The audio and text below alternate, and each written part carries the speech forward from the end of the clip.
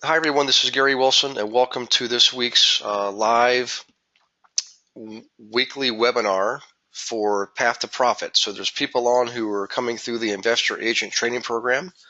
There are people who have come through the Flipping Program, and even some people who have come through the program on buying rentals.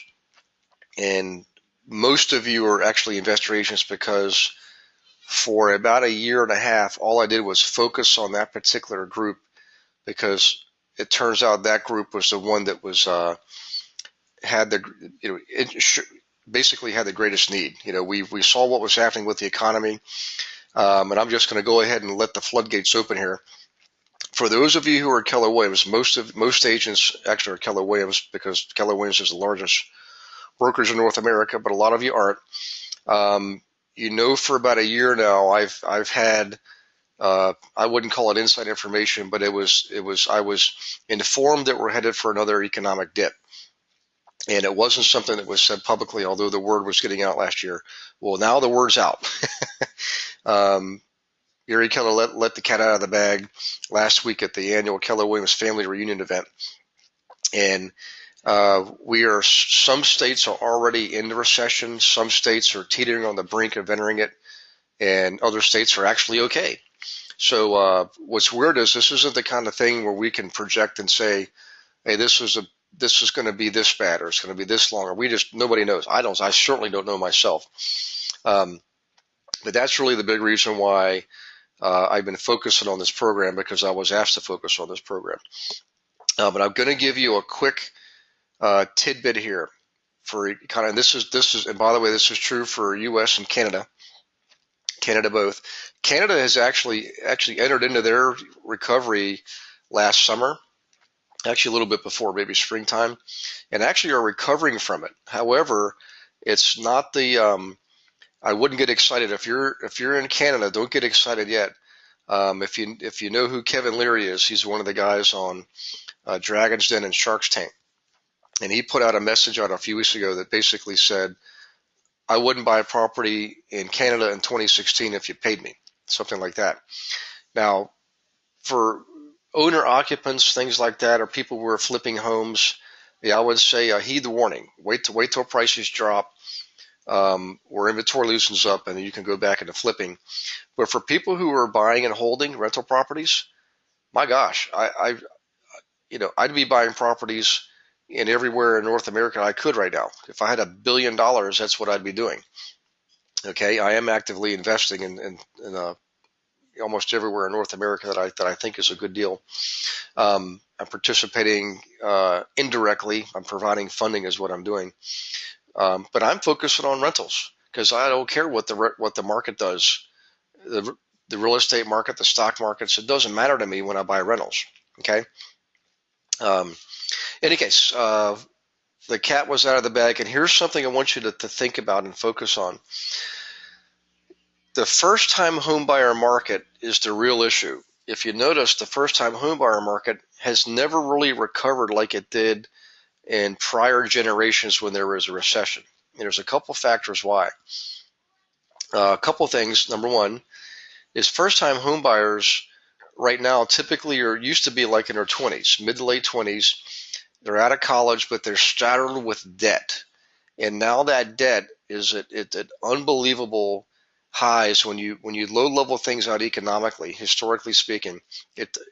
Debt for college students, tuition debt is at all-time highs. So they're coming out of college, they're not getting starting salaries that are compensating for that. They're not getting starting salaries that have kept up with inflation for the most part. At least not as much as they didn't keep up with the rate and tuition increases. Let me put it that way. So in any case, they're straddled with debt. Okay. And I know from working with clients, I've had many clients where both couples are college graduates and they've got a combined $200,000 in student debt. I forget what the average is. It's not that great, but it's certainly over $60,000. They're trying to buy cars. Okay. And they're trying to pay down debt and save money at the same time. It's ridiculous. So the other thing too is a lot of people in construction have made the choice to not focus on the first-time homebuyer market because there's a greater profit margin at the higher end markets, move up market and affluent or luxury market. So you've got a couple of factors there, all right, that are affecting the first-time homebuyer market. Now here's the big aha. If the first-time homebuyer market's being affected, what's happening to the move-up market?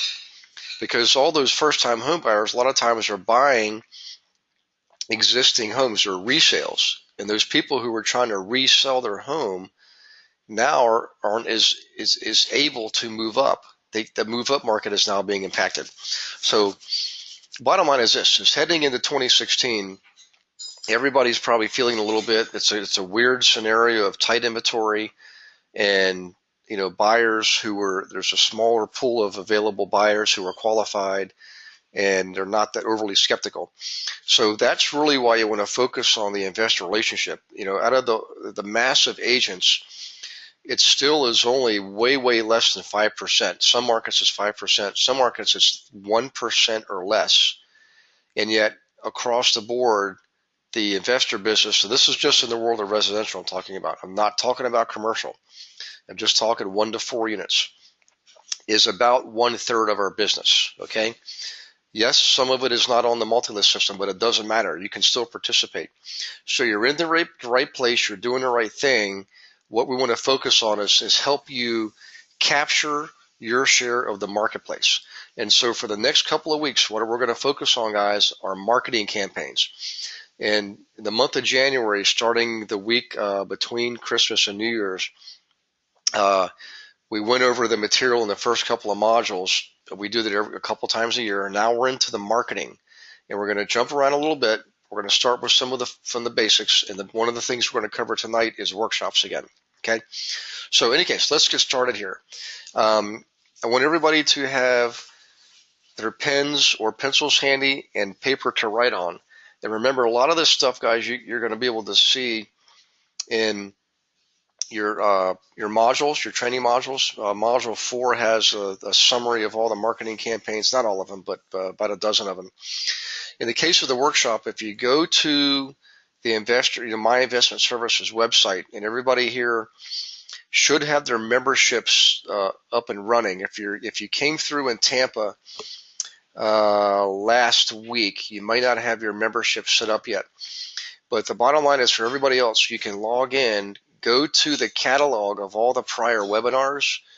They're cataloged by subject matter. Look at the subject, okay, and go back to, there's at least 2 or 3 of them out there that focused on workshops. The first one would have been out last spring.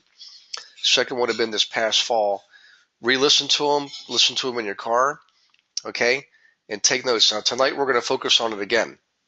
And here's what we're going to do. I want you to always think about this. So on your paper, I want you to write down investor workshop. I want everybody to entertain the idea of doing this. We've had students who don't have a lot of a D or I in them on the DISC profile, but they still do well with the workshops. Okay, and the reason is the average turnout is around 20. Once you get it up and running, the average turnout is 20, and it grows from there. When we have an agent in Northern Virginia who every month has 600 people on average coming to his workshop. Mine topped out at 200, and I thought that was great. That's pretty good, but 600 is phenomenal. So everybody can do this in every market. First things first, though. Let's assuming you're preparing for your very first workshop, okay? What I want you to focus on is, before you spend any money, time, or energy on marketing, excuse me, is focus on your current existing contact management database. And we have a student up in the Detroit area. I don't want to mention names, but he and I have spoken a couple times since Christmas, and he's actually going through his database. And before he's even going to do what I'm going to suggest to you, he's actually going through and cleaning up his database, getting rid of contacts that are not complete contacts, or phone number is no longer any good, email is no good, there's been no response. You don't want to have them clog up your database, okay?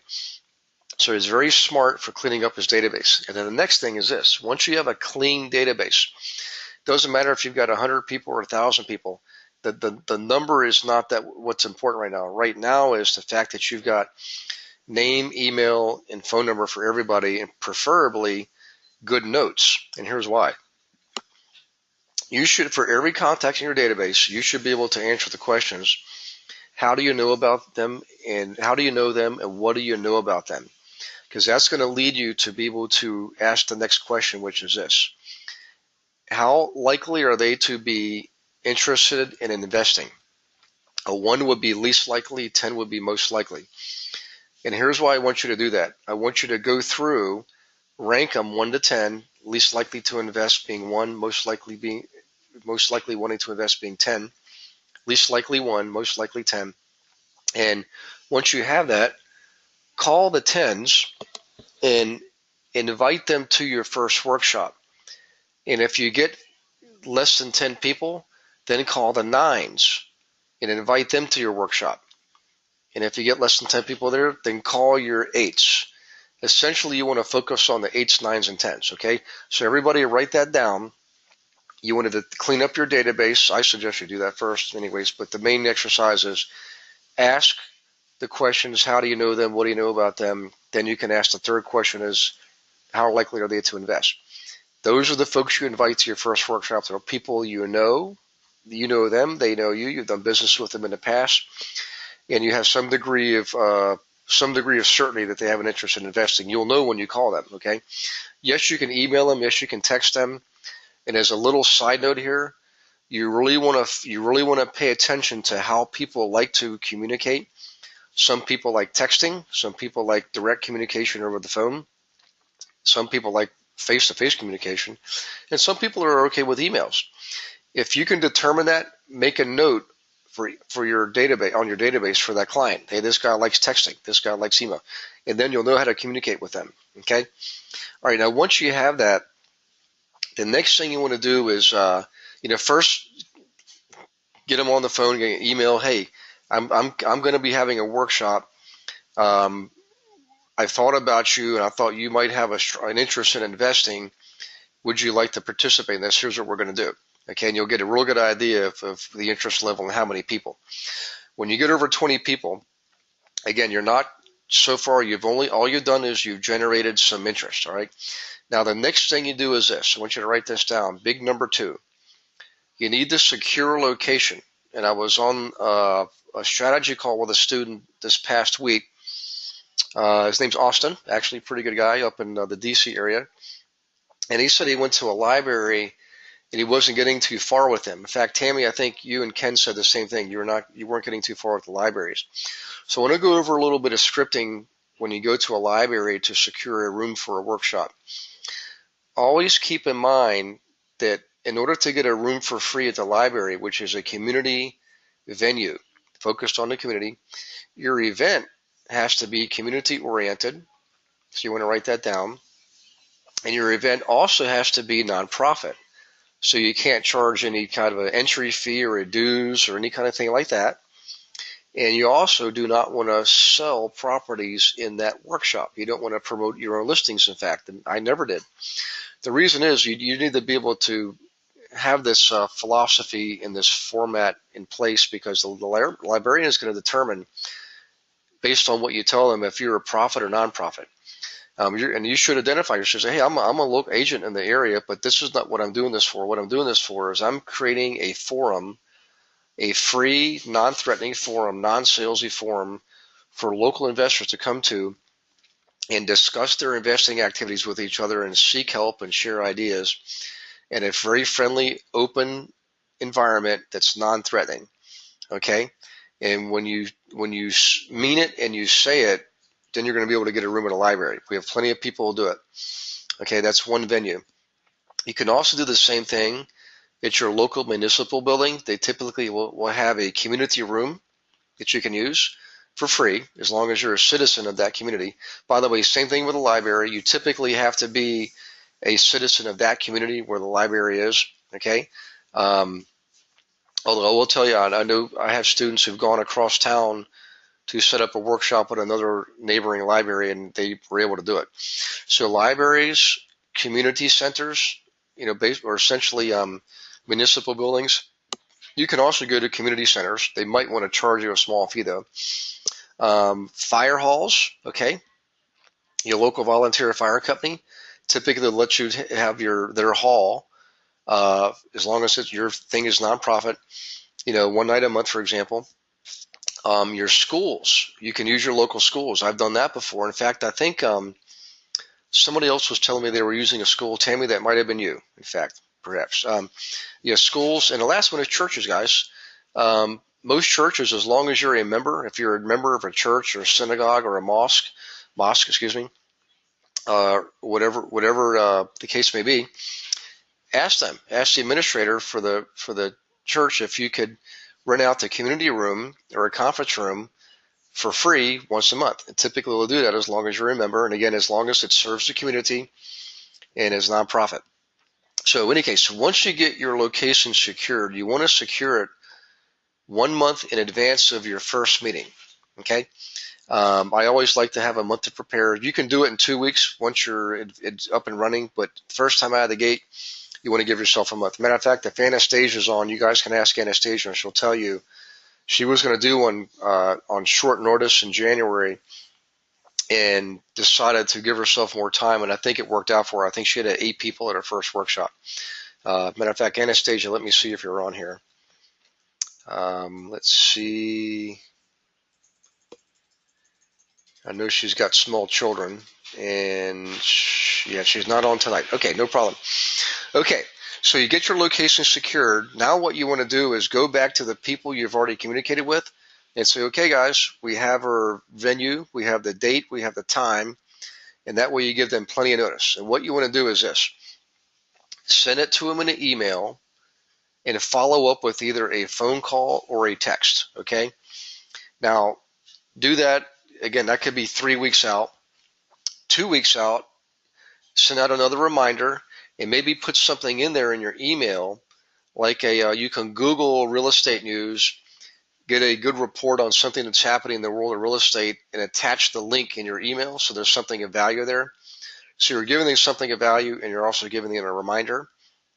You want to do the same thing 1 week out, and then either the morning of or the night before, one final message. Could be a text message, depending on how they like to be communicated with, to remind them to be there. So if you want to get 20 people at your first workshop, that's how you do it. Okay. You don't even need meetup.com at this point. Right now, we're just exercising this vehicle, this marketing vehicle, to get people there. Okay. So you got your location.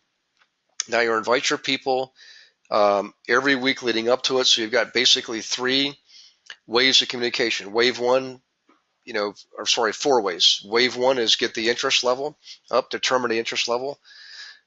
That's 4 weeks out. The third week out is let them know, okay, we got the venue. Here's the date, the time, and the place.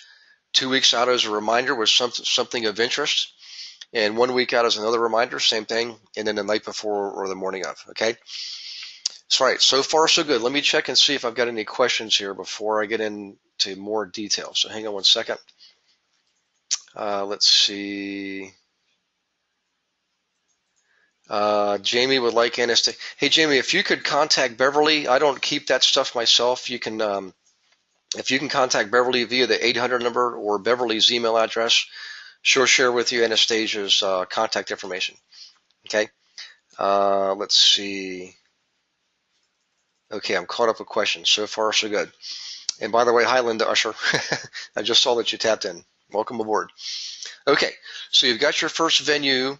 And the reason I want you to focus on people you know at first is because you know them, they know you, and people will come to your support when they know you and like you and trust you. And they may even likely bring a friend to the very first one. It's not required.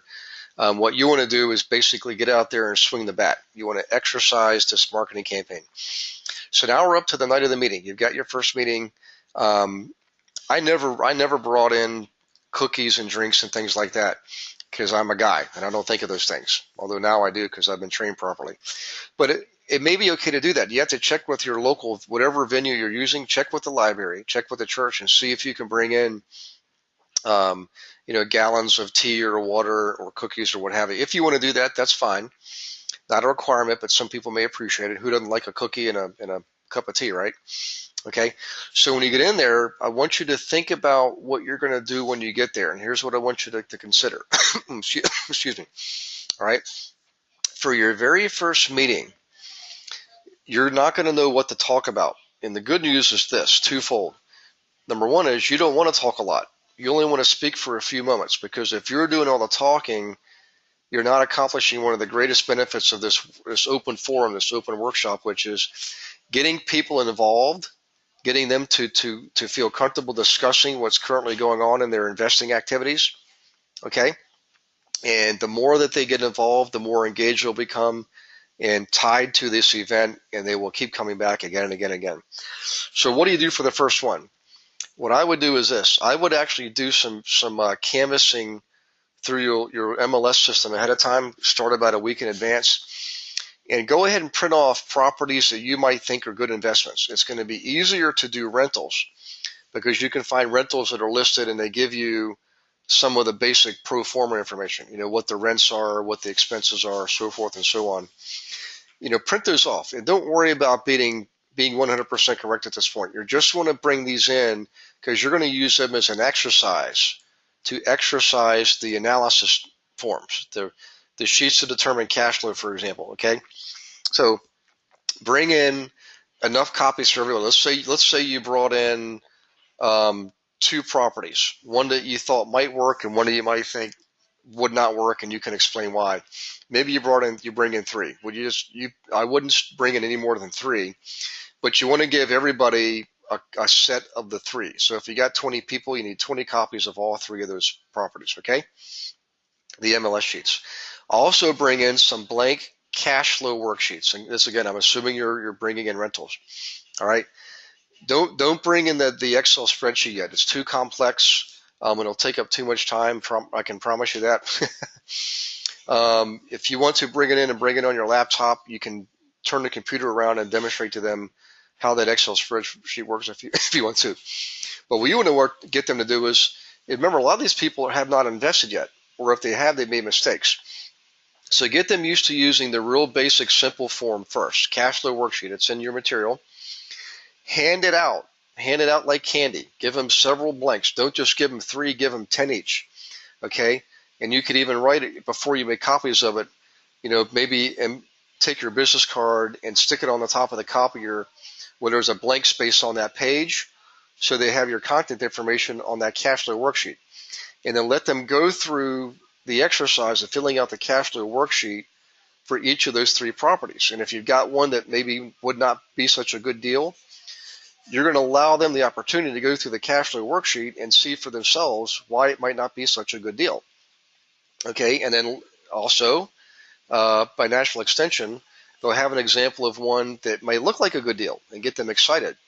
The bottom line is you want to give them something to do while they're there.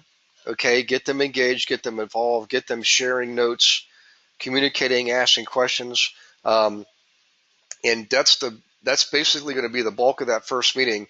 Now, just to kind of bookend things, in the beginning, you're not going to just start off handing out the sheets and handing out the MLS sheets and the cash flow worksheets. What you want to do is get up and just speak for 5 minutes, and you want to give them the little bit of, just say, here's why we're doing this. You guys all know me, because remember, you're starting with people that you know. You let them know that you have a vested interest in investors in the community because it's what you do for a business. You also recognize there's some tremendous opportunities out there for people who are willing and eager to learn, and you wanted to provide a safe, non-risk, non-threatening environment for people to come together and share their ideas and share their challenges and help each other out. And you're their guide. You're the person that's helping all this come together. Okay. Now, what you can do, and this is what I recommend, I would write this down, is bring in an article from, you can use the Wall Street Journal, whatever city you're in, use that city's paper, or a better idea is this: go online and Google real estate news, because there are hundreds literally of reporting networks out there, and some of them focus specifically on real estate news. Okay, there's a magazine called Real Estate Investor. Andrew Braithwaite is the editor. I actually got to know him. Met him a few occasions a few years ago. And he has articles. You can also go to deeperpockets.com, get some real neat articles there, okay? And print the article off make copies of it, bring it in, and go over it just briefly. Just again, you're trying to keep this to 5 minutes and say, guys, I just want to share this with you. Here's something I got from deeperpockets.com, for example. So Jamie, if you're on the webinar, let me see if Jamie's on board. Let's see. Oh, you are, Jamie. That's right, because you wanted Anastasia's contact information. So Jamie, you were asking about where can you get an article? You didn't see anything you like. Just Google real estate news. Don't worry about your local paper. And if you're not seeing anything that looks appealing to you, and you should, because there's a number of reporting agencies out there, just go to deeperpockets.com. There's a number of articles out there written for different aspects of real estate. Okay. So in any case, first 5 minutes, introduce yourself, give them the layout of the land, give them the agenda, kind of the rules for the meeting. It's, nobody's coming in there to sell properties, right? Speak for 5 minutes on whatever article you brought in, and then tell them we're going to go through some exercises here. I want to make sure everybody's comfortable looking at a listing for a property and trying to determine, is this the kind of thing you want to pursue further, which means call the listing agent, get more information, and perhaps go see the property. Okay. And then go through the properties, do the cash flow worksheets on them, go through them. Now, what you want to do is this. The last thing you're going to tell them in your initial discussion is, at the end, you're going to open up the floor for discussion. It's going to be easy to do because most people, when they go through the exercise, a lot of them are going to come up with questions that'll get people comfortable speaking up, raising their hands, asking questions. Okay? And so when you've finished going through the properties, you've got a natural segue into an open forum. So you say, okay, guys, let's compare these. Which one looks like the best? Which one looks like the worst? Why is that? Why does it look like the best? Why does it look like the worst? Okay. Then you can and you want to write this down, by the way. Once you've done that, ask this next question. Okay. Let's ask some people in the room here. Who here has bought a rental before? And did it work out for you? Was it a good deal? Was it a bad deal? Was it you're not so sure? And don't just ask them yes or no questions. Ask them who, what, where, when, why, and how questions. Okay. And what that'll do is most people are willing to share information. They love talking about their experiences. And the people who never invested before are going to gobble it up. Okay. They're going to eat it right up. And the biggest benefit of this is that third part of the meeting. In other words, the part about the open forum where you can have people discuss their experiences. It's going to allow other people, enable or empower other people to feel more comfortable discussing what they're currently going through. You might find somebody that says, you know what, I'm so glad I did this because I just bought my first rental and I didn't know what I was getting into. Now that somebody's not paying their rent, I found out that the furnace or whatever, there's all kinds of things that come up. Because what you want to do is give people the atmosphere, create the atmosphere where they can share what's working and also get advice on solving problems, helping them with challenges. Because other investors will come to the rescue, and all you've got to do is create the format, create the forum. You don't even have to say much. All you're doing is you're acting as a mediator. Okay, so let me take a quick break here and look for questions. So far, it looks like we're good. Let me go back and double check. Okay, so far so good. All right, a few more things to write down. When you come to these workshops, come prepared with a sign-in sheet, and you want to ask on the sign-in sheet just 3 columns: name, column 1, phone number, column 2, email address, column 3. If you want to have a column 4, you can put area, but for the most part, most people are going to be from the area where you're holding the meeting. But if you want to do that, that's fine. Okay, and just let them know that you're gonna communicate with them based on what they put on that form there, and plus you've got a record of who showed up and who didn't. All right, because remember, you're going to be communicating with these people in advance, and you're asking them to respond to you to RSVP, and then confirm later on if they are in fact coming. All right, now let's say you've got your sign up sheet. You got people who have a cash flow worksheet with your name and phone number and email, your contact information on it. They've got samples of properties, and they've got a pertinent, meaningful article that they can use and take home with us. So they got some good stuff to take home. They had a good meeting with good discussions, and maybe you fed them cookies and drink. But here's what you want to do. Before everybody leaves, say, hey guys, and ask them, show of hands here, who here likes this format? Okay, most people are going to, of course, say yes. Who here would like to do this again? And you tell them, because I'd like to do this every month. Is that okay? Raise your hand, looking for confirmation. When they do that, say, great. Let's do it same time, same place next month. But next time, feel free to bring someone with you. Friend, neighbor, relative, co-worker, somebody from church or school or what have you. Okay? And ask them to bring someone with them.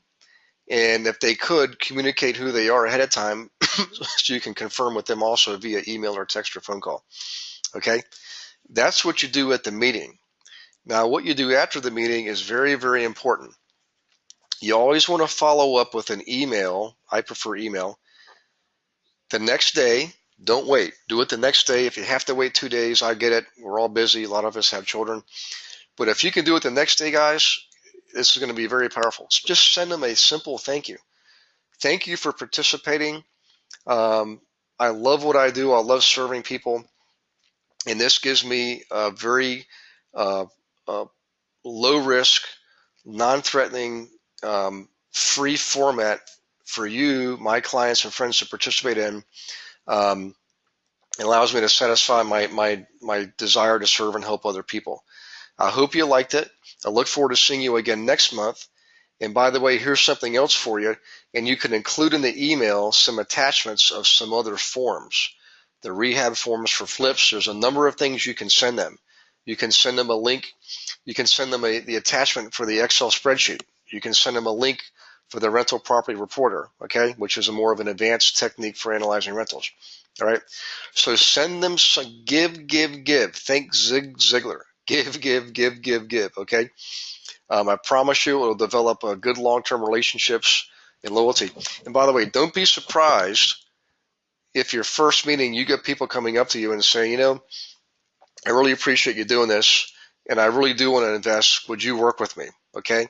It's going to happen. I think Anastasia had 2 people who were investing, 2 people wanted to invest, 2 people who wanted to but didn't have money. I forget the mix, but you know, she had a pretty good turnout, pretty good results from her first one, and then I can't wait to see her do her second one. In any case, that's the basic format, guys. What I want to do now is go into phase 2, which is how you crank it up. You're basically going to add a little high octane fuel to this method, this marketing method, and it's going to crank up your numbers.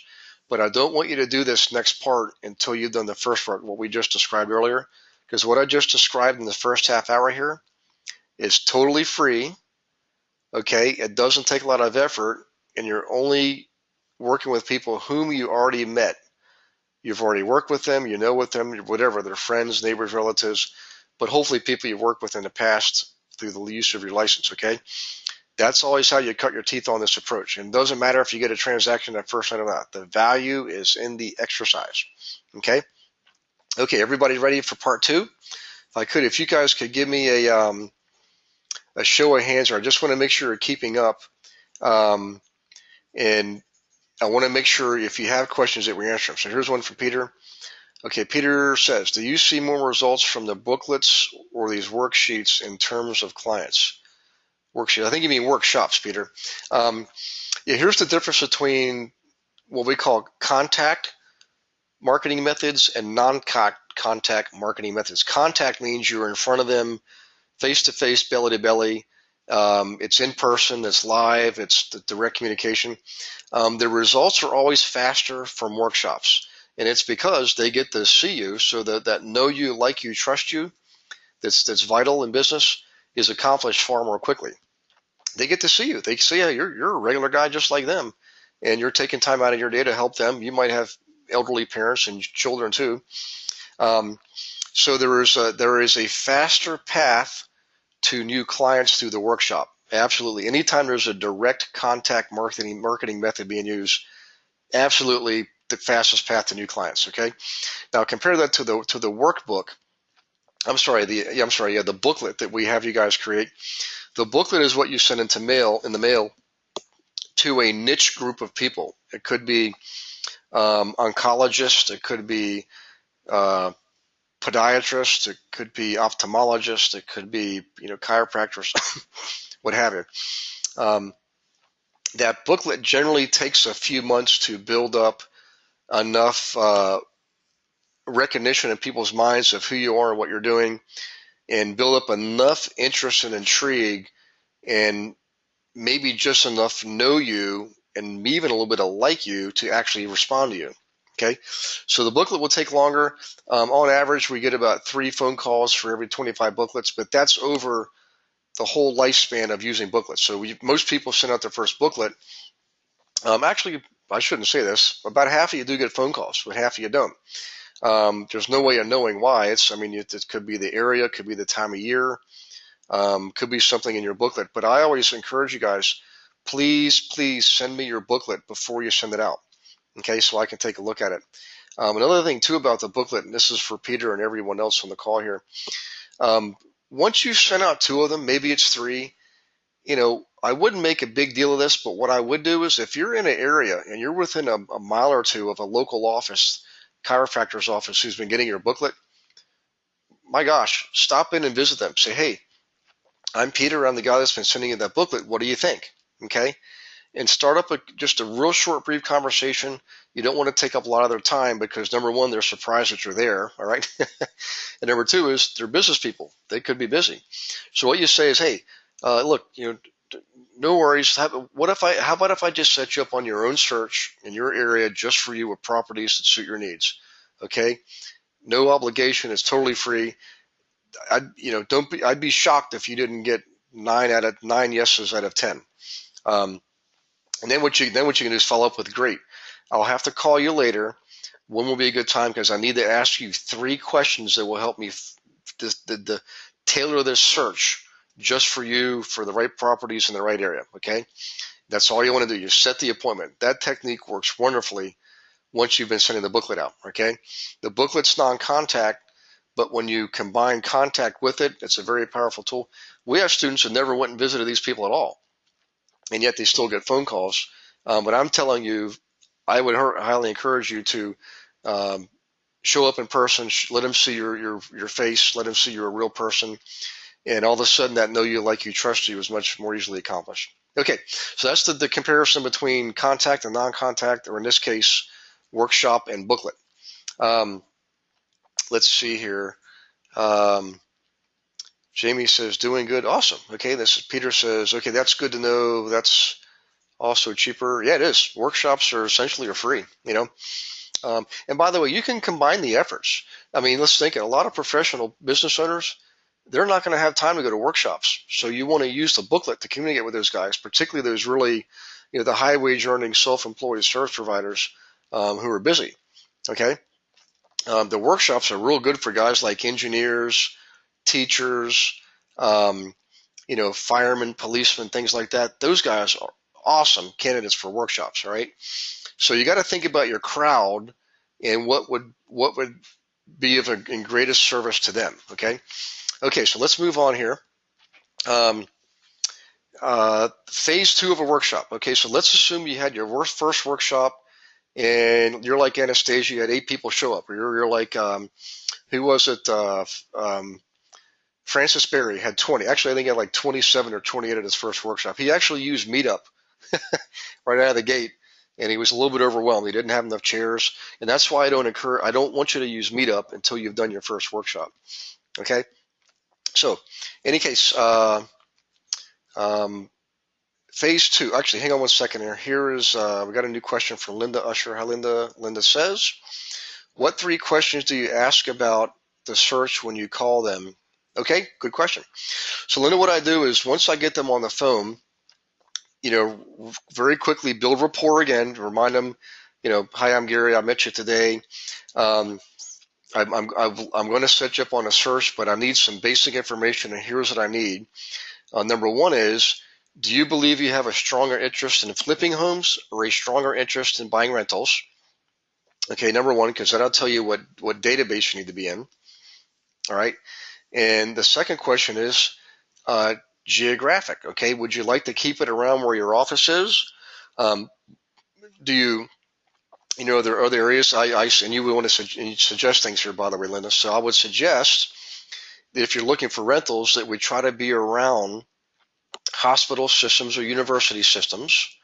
And if that's not possible in your town, maybe there's not a big hospital system around, or there's not a big university around, or a college, you want to be close to, shopping centers, okay, and schools. So suggest shopping centers, suggest schools, suggest hospitals, suggest universities, okay?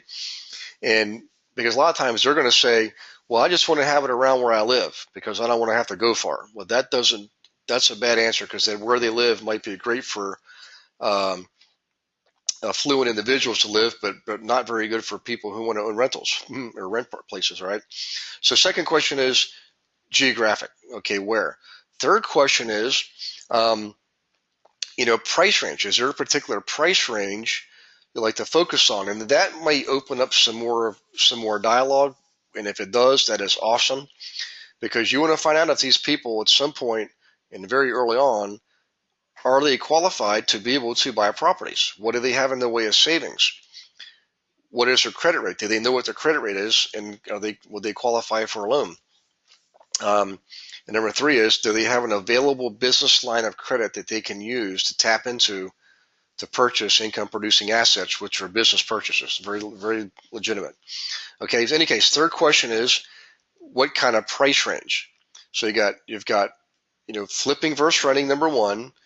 You've got geography, number two, and you've got price range, number three. So Linda, those are the three basic questions. But always remember, when you're building rapport with these people, you're always in the business, you're always in the game or the dance of building rapport. So be sure to ask him some open, make sure you don't finish the conversation without asking at least one open-end question. Okay.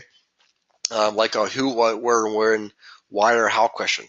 Like, what is your inspiration for focusing on rentals? Like, in other words, why do you want to focus on rentals? That'll get them talking. Okay. So, in any case, back to the phase two. So phase two is, you had your first meeting, 8 people showed up, 28 people showed up, whatever the case is. You've had your first one. If you're ready to take it to the next level right away, here's what you want to do. And I'm going to reduce my screen so I can see everything, and you guys are going to see what I'm going to do. We like to utilize Meetup.com. Okay. Now, Meetup.com allows you to create your own Meetup group. All right. You can also find existing Meetup groups. Here, we'll just click on Find, and we will find out that I think that was Virginia Beach, because I've got Meetup groups in a number of locations. Within 5 miles of Virginia Beach, you can see, well, that's not right. Pittsburgh RIA is definitely not within 5 miles of Virginia Beach. How's that for interesting? There's a Tidewater Trig. That's definitely in the Virginia Beach, Norfolk area, Virginia. Of course, Pittsburgh's up in Pittsburgh. There's Acre. Virginia Peninsula, that's on where NASA is, Langley Air Force Base near Hampton and Newport News and all that. And again, you can see there's a handful of investor groups already out there using Meetup.com. And look, here's some other ones. Wholesaling. Okay. Virginia Beach Open House, Virginia Beach Real Estate Investors Group. All kinds. But what I want to do is, so you can click on Find Meetup Groups. You can see all the ones that are out there, and you can join them. You can sign up and become members of those Meetup groups, which can be a very good thing, because you may want some of those participants to come to your meetup, to come to your workshop, which leads me to the next thing. Start Meetup group. So everybody have your pen and pencil ready and a piece of paper, because I'm going to go through this. It doesn't take long, but I'm going to show you how simple this really is, okay? So click up here, Start Meetup Group. Okay, and I'm not actually going to create one. I'm just going to walk through the exercise. Okay. I'm going to assume Virginia Beach, Virginia, because maybe that must have been the last one I created. I'm not sure why. I've done this all over the North America. And by the way, you will recognize that other people, just like me and ultimately just like you, will start to set up meetups in multiple locations. Okay. If you're in a big metropolitan area like Atlanta or Washington, D.C., or Toronto or San Francisco, or even L.A. is huge, you can have multiple meetup groups. Okay. Hang on, we got AVG's trying to tell me something there. So let's just click on next. Okay, now check this out. It's a meetup for people interested in, okay, and you can either type things in here or you can come down here and select keywords or key phrases that are already available to you. So we can select real estate investor meetings. That's kind of dull and boring. Doesn't really get very specific, but look, check this out.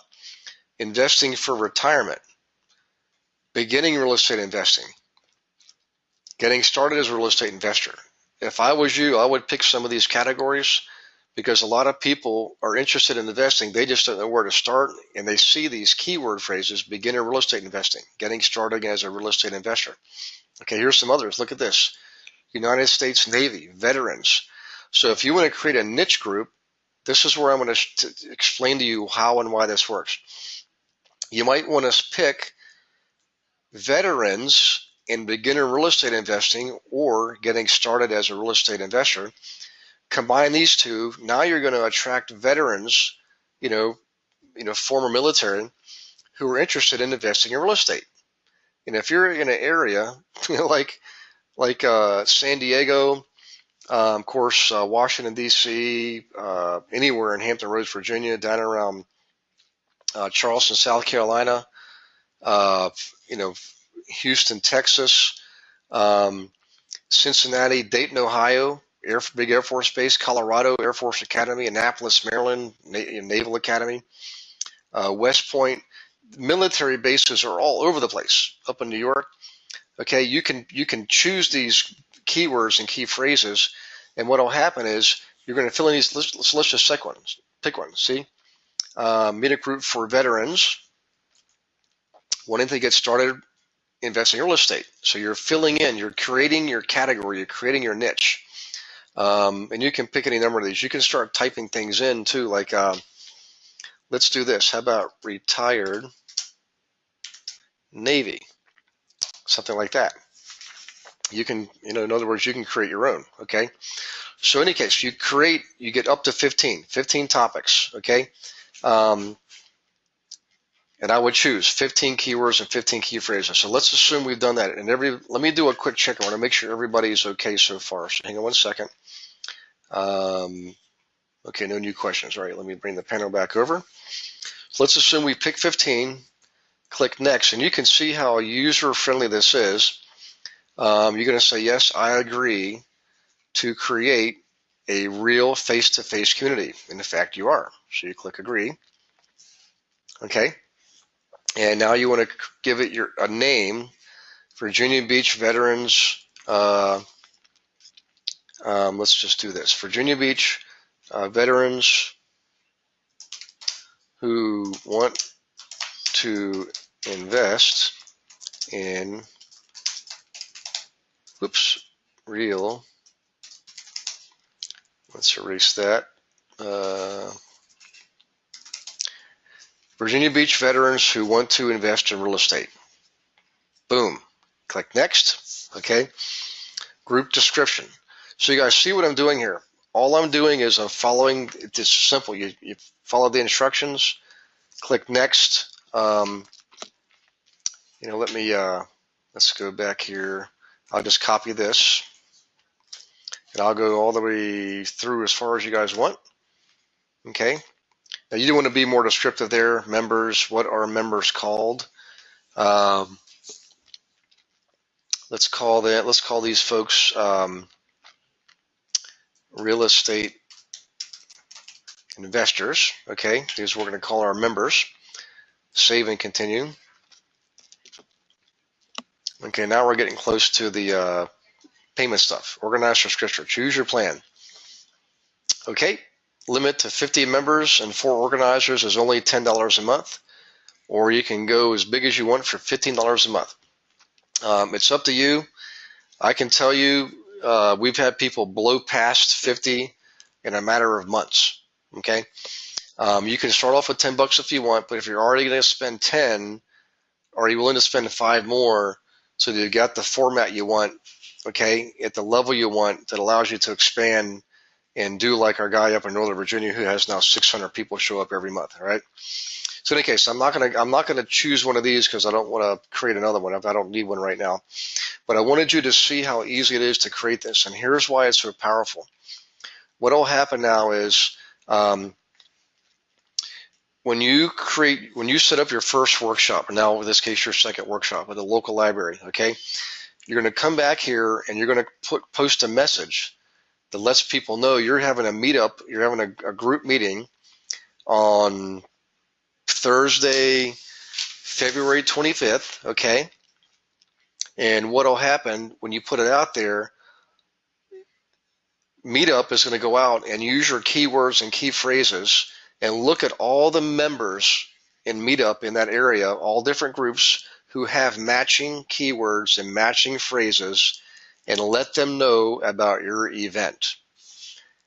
How does it get any better than that?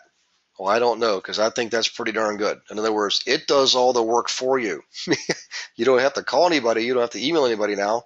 Meetup goes out and notifies everybody who's a veteran in the Navy who wants to learn how to invest in Virginia Beach, and they're gonna see the invite to your meeting. Okay. And by the way, remember, you've got 15 keywords and 15 phrases, so you can be pretty niche specific. All right.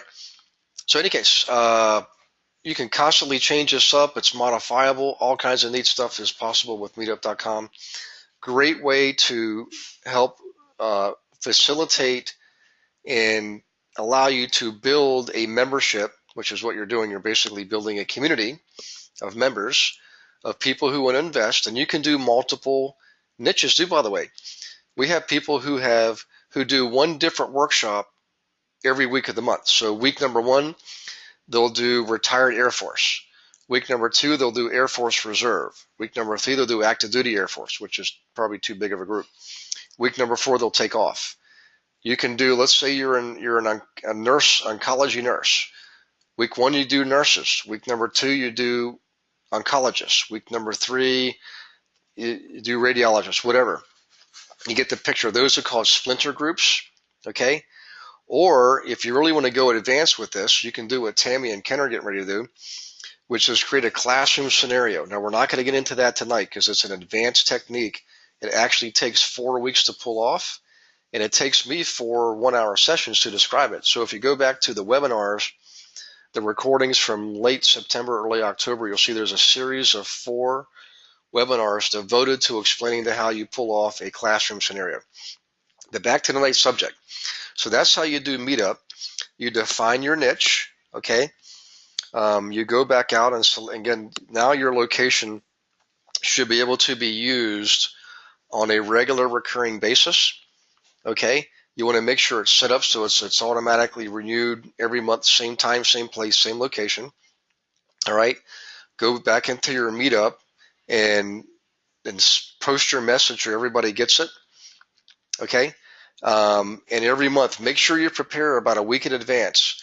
Think about what your 5-minute subject's going to be, your topic of discussion, and try to keep it to 5 minutes. I know it could be 10, it could be 15, but the more you talk and the less they talk, the less valuable this method's going to be. You've got to get them engaged, get them rolling up their sleeves, get them involved. Now, I want to give you a couple of quick tips here. Again, always bring a sign-up sheet. Always bring something for them to do and something for them to take away. Always do follow-up. Always thank them for coming there. They're giving up an hour away from their families too, just like you. Okay, it's all for a good cause. All right. So always do the follow-up. Now, when you get to have, let's say Anastasia had 8 people at her first meeting, that's perfect. 1 table, 8 people, easily controllable. I'm going to tell you guys, when you get to 20 people, it's going to challenge you. And that's why I only want you to do your first one with a group of people that you know first. So it's maybe only 10 or 12 people maximum. Okay. Francis will be the first to tell you it can be a little bit unnerving when you have 28 people at your first meeting, and all of a sudden you get the cold chills, right? So in any case, when you get to say more than 12 people, you want to break people up into tables. And here's how you do this. 2 tables is easy. 1 table talks about flips, 1 table talks about rentals. And then you can let people get up and back and forth, change tables. open discussion. You can jump back and forth between the tables too. When you get to over 20 people, you're going to want 3 tables, okay? And you can start getting into more specific subjects. Like one table talks about rehabbing. One table talks about getting new financing. One table talks about, landlord tenant, evicting tenants and so forth. Your people will tell you what they want to talk about. They'll tell you. And essentially at some point you have to talk about wholesaling. I'm going to talk to Tammy. And by the way, when Tammy and I talk, guys, if it's something that I think is valuable, we'll bring it up next week. I'm not saying it's not valuable, but something that everybody will benefit from. I won't know until we have our discussion. But I will tell you this. The states of Ohio and New York are working on legislation that are going to ban wholesaling. Okay? And if that happens, and I believe it's going to, in short order, you'll find all the other states falling in line over the next few years. Okay, big ones will go first, like California. Other states, they probably don't. If you have a state like North Dakota, maybe Wyoming, they're not really gonna care as much. It's been my been my experience with legislation related to real estate. So in any case, back to our subject tonight. I hope everybody got a lot out of this. Again, doing workshops is a 2-step process.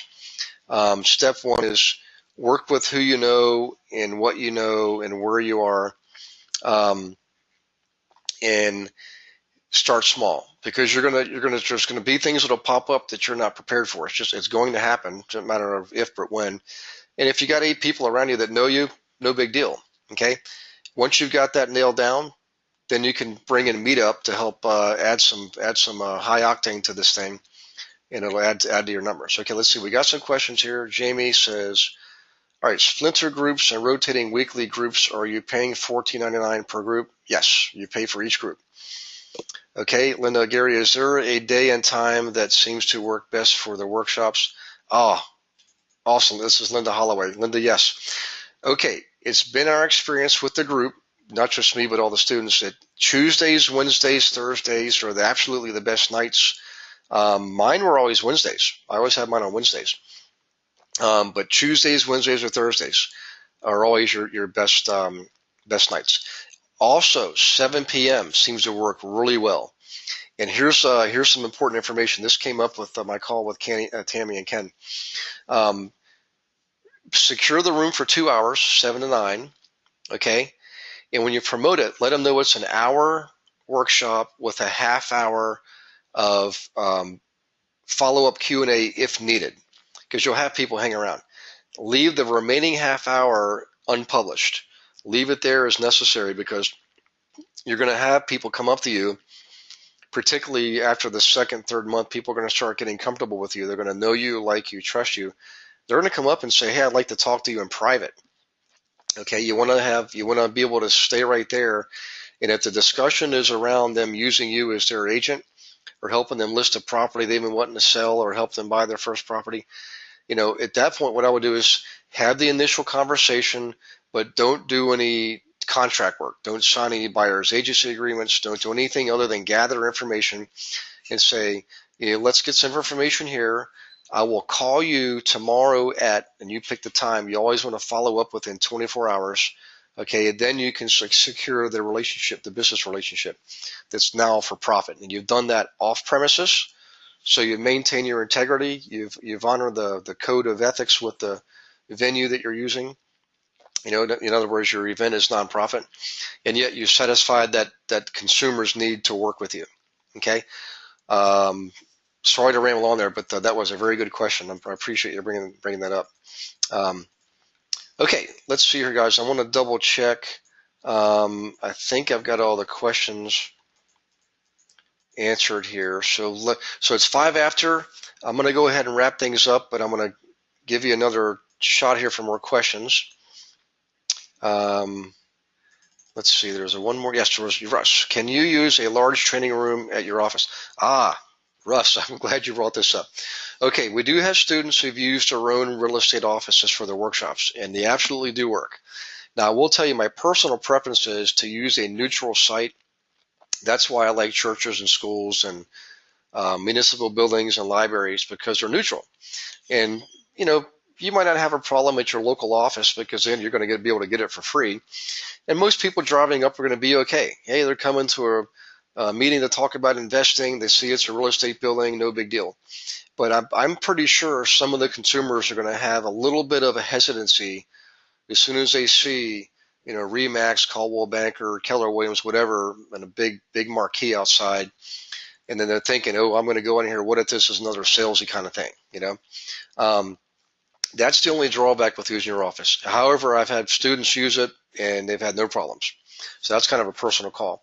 And if you don't want to deal with going to libraries and all that kind of stuff,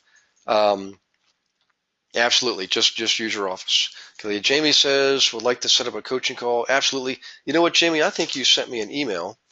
Now that I see your message, and I don't think I got back to you. So, Jamie, let me do this. I'm going to look for your email. Let me write this down. Today is the 18th. Jamie's email.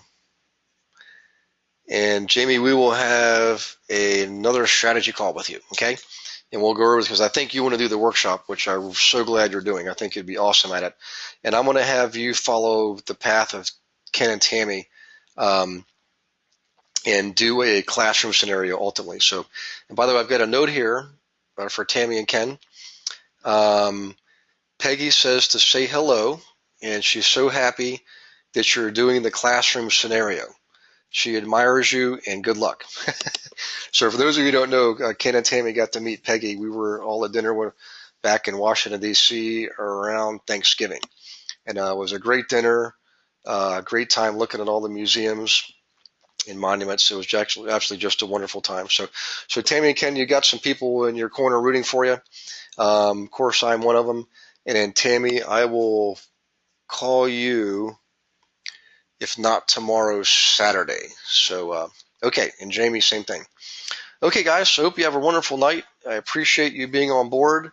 Please remember you get the recording tomorrow. Make sure you re-listen to it or watch it if you want to. And listen to the other ones from prior meetings. It might fill in some gaps. But this should be enough to get you off and running. For those of you who haven't done one yet and you want to do it, just let me know when you're ready for a strategy call, and we will go through your particular circumstances and get you started. Okay, guys, hope you have a wonderful night. And, oh, by the way, we will see you next week on the 25th, which happens to be another Thursday, by the way. And I will be in Phoenix, Arizona, doing it from Phoenix, Arizona. And it'll be 5 o'clock for me, but it'll be 7 o'clock for you on the East Coast, 4 on the West Coast, and everybody else somewhere in between. Okay, guys, hope you have a wonderful day, a wonderful night, a wonderful weekend, and I will see you next week. Bye-bye.